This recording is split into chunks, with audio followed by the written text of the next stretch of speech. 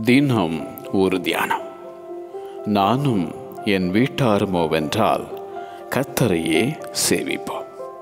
யோசுவாவின் புஸ்தகம் அதிகாரம் 24 வசனம் 15.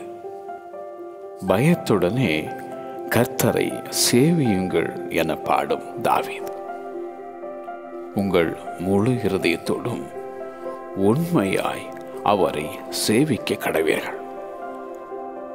மேலே வானத்திலும் கீழே பூமியிலும் பூமியின் கீழ் தண்ணீரிலும் உண்டாயிருக்கிறவைகளுக்கு ஒப்பான ஒரு சொரூபத்தையாகிலும் யாதொரு விக்கிரகத்தையாகிலும் நீ உனக்கு உண்டாக்க வேண்டாம்.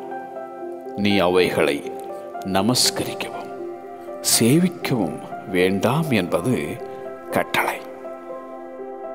நான் சேவிக்கிற தேவன் எனக்கு சாட்சி என எழுதும் அப்போஸ்தலனாகிய பவுல். சிருஷ்டிகரை தொழுது சேவியாமல் சிருஷ்டியை தொழுது சேவிக்கும் உலகம்.